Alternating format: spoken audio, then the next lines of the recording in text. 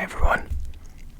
So, today I am going to be showing all of you some of my video games from my video game collection, if that's what we're gonna call it, because it's not like I've really been collecting video games, they're just video games that I've had for a while. So I thought I could showcase some of them off in this video. And by the way, I know that some of my videos might seem off focus, and that's mainly because I'm shooting this with a super zoom lens, which is very impractical for what I want to be doing right now, considering like it's just me at a desk talking to the camera. So I do intend to fix that in the future. But yeah, mainly all that does is basically means that the mic is in focus, but my face right here appears to kind of be a little out of focus, and that's just a focal issue that I can't truly fix 100% on the range of my lens. So anyway, moving on to the actual video, I'm going to start off with Tony Hawk's Pro Skater. Yeah, you can see that it's pretty cracked and messed up, and that's because it's pretty old, or relatively old. This is for the PlayStation 1, and yeah, I gotta be careful with it. I don't even know if I can make sounds with it, to be honest. I might just have to talk about it, because I don't really want to tap on it, because it is shattering and coming apart. But yes, I remember playing a lot of this when I was younger. Yeah, like the soundtrack for this song is permanently embedded into my memory. Like I can't forget the music from this game, and I'm always gonna remember it.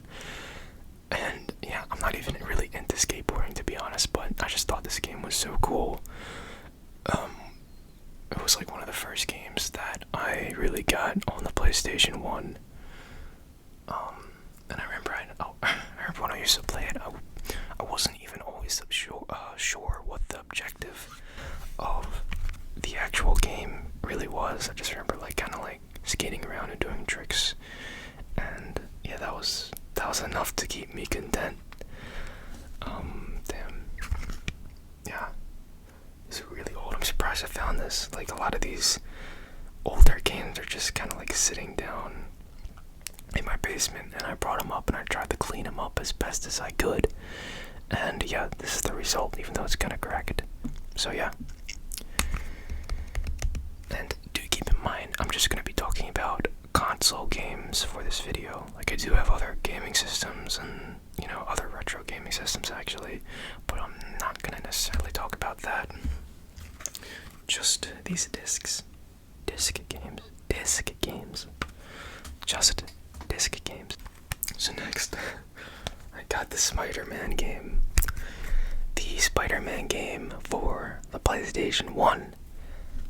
I mean, I probably should hype this up towards the end. However, I'm gonna try and do it more in chronological order, from the release date to the most newest games. However, this is definitely probably one of my favorite games of all time. Or I don't even know if it holds up today, really. It probably doesn't, but at the time, this was the funnest game for me, and I remember I would even find glitches in it, and I just thought that was so cool. Yeah. Whenever I think of Venom, the character, villain Venom, I always have this Venom voice ingrained in my memory too. I literally can't get rid of it. This is the Venom that I think of whenever I think of Venom in any video game or movie. It's this one. So yeah, this is such a cool concept. Yeah, and it's also made by, or not, it's produced by Activision. Activision is one of the companies that helped put this on PlayStation, which is ironic because obviously when I was playing it at the time I had no clue Activision was involved in it. However, I just realized that they are, and Activision was also involved in making the Tony Hawk Pro Skater game, that I showed just earlier. So yeah, apparently I've been playing Activision games my whole life. Okay. Wii Sports, everyone. Do I really have to say much about Wii Sports? And Wii Sports does originally come in a sleeve, not in a case. So this is the original Wii Sports case. Yeah. I mean, let's be honest, we're all Wii Sports grinders, whether we admit it or not. I remember I was a pro in bowling. And yeah, I was a pro in bowling. I think I was only a pro in bowling, to be honest. I remember I liked playing boxing too, but I wasn't really good at it. Yeah, I remember when I'd play boxing, like I'd always get downed and I would just ferociously shake my controller violently. Like I had no clue what I was doing. But yeah, I don't have much to say. Like this is basically such an, iconic game. Like there's really nothing I can really say about this game. It's a very iconic game. Wii Sports. Moving on, I have some PlayStation 2 games now. And one of them is this Lego Batman video game.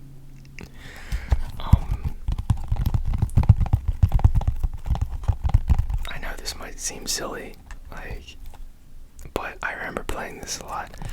I even played it on DS, I think, too.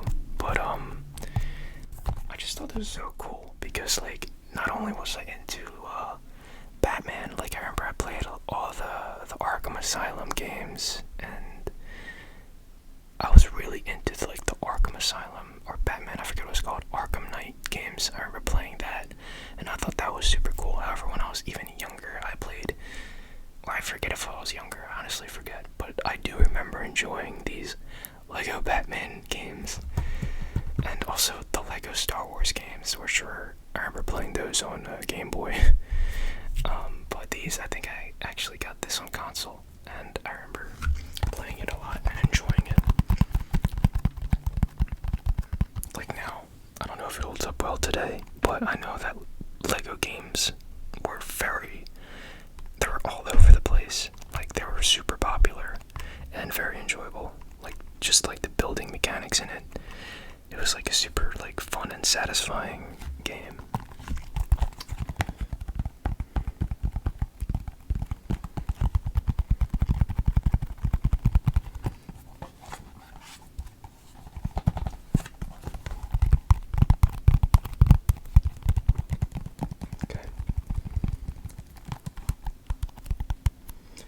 City is falling to pieces. It's crazy how we're able to keep reusing the same exact Batman concept for decades. I get it, it's not the same exact Batman concept, but it's along the same lines, Gotham City is falling to pieces, Batman, here comes Batman, blah blah blah.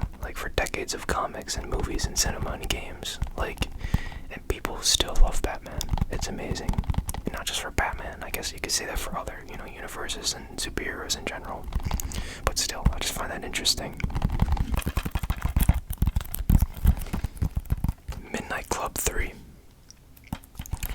for the PlayStation 2. So,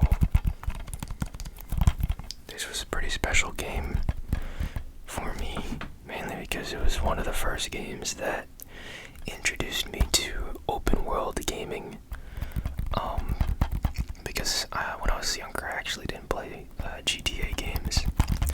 However, I did get my hands on Midnight Club, and through those games, I kind of started to become obsessed with the whole free world game concept, as well as getting vehicles, racing them, customizing them. This is the first game that introduced me to that kind of concept, that kind of gaming. And of course, this is made by Rockstar Games, which is the same company that makes GTA. So I guess you can say this was my, what do you call it? I forget what it's called, but like the introductory drug, if that's a term for it. This is the game that kind of got me into like games like GTA and like free open world games. And yeah, the soundtrack for this, like all the soundtracks for these games, like are very nostalgic to me. But like the soundtrack for this game is also like pretty amazing. A lot of them are like instrumentals of like other like hip hop songs, I guess, at the time. But yeah, super cool. And I remember I wasn't even good at racing. I just liked driving around the map. I didn't actually do any of the objectives or anything. I just like driving around and going to the garage and customizing and stuff like that.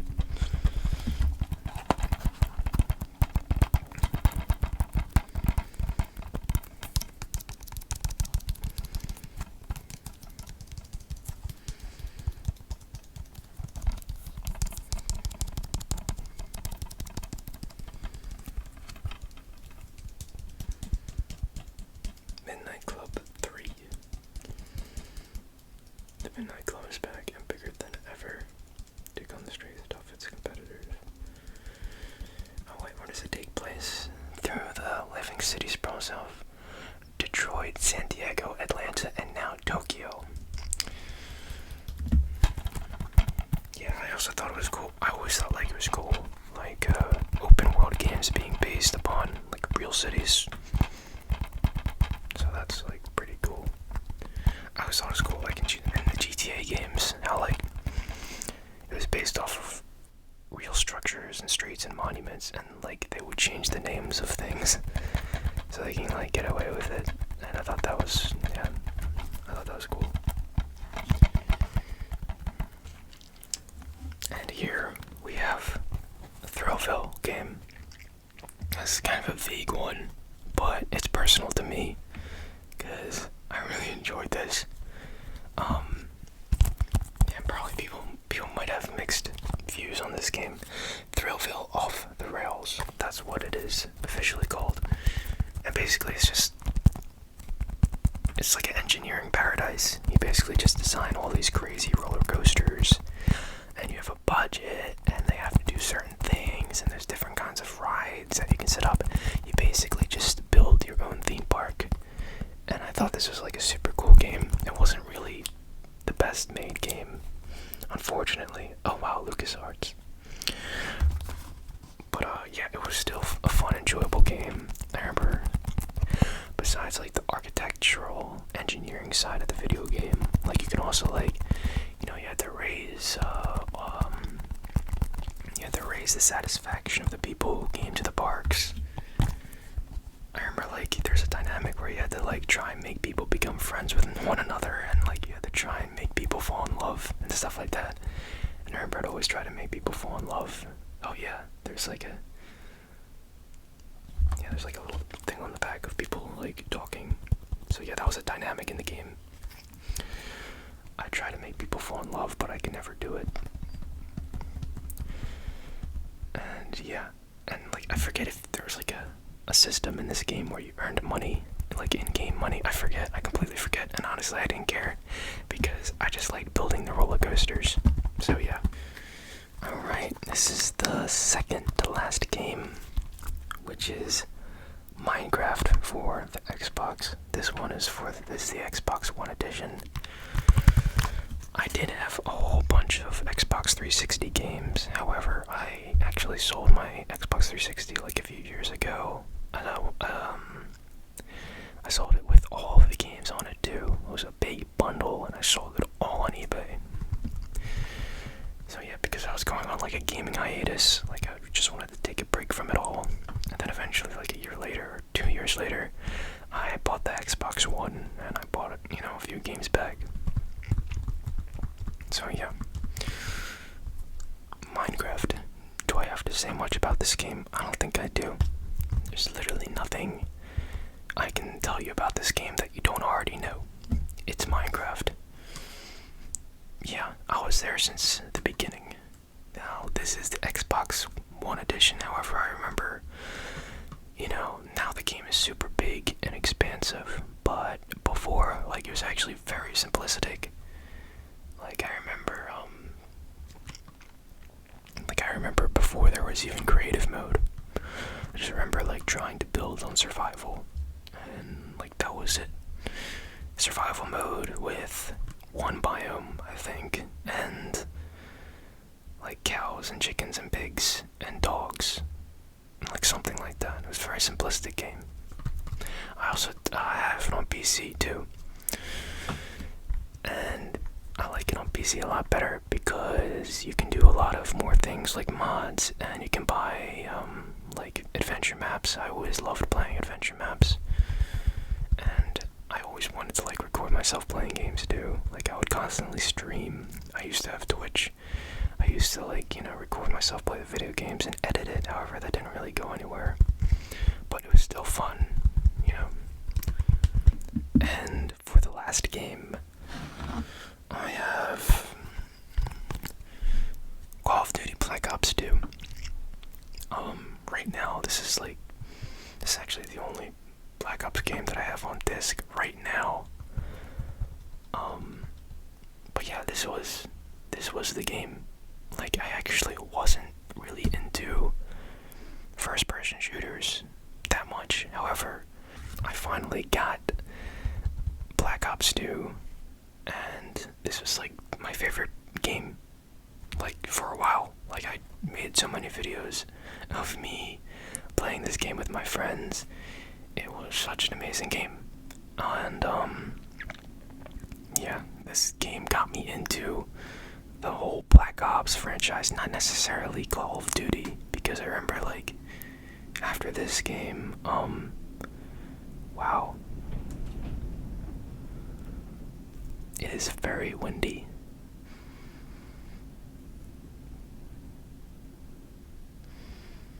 I'm looking at Turbine right now in the back cover. But yeah, I remember this Black Ops 2 game got me into the whole Black Ops franchise and stuff like that. It was the best for everything. It was an awesome campaign, awesome multiplayer, awesome zombies, and I love the zombies because it makes sense in context of the game. I love how it's not just a completely different alienated game every time.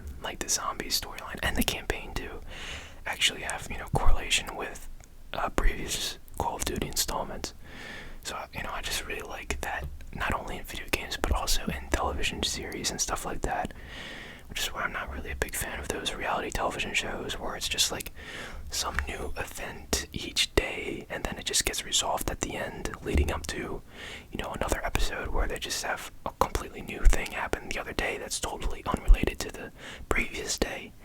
I know I'm kind of ranting right now. However, I like when multiple episodes or multiple installments of a game are actually connected to one another, which is much more tricky from, a production standpoint. However, it's totally worth it, seeing the characters and also just the graphics and, game dynamics evolve over time.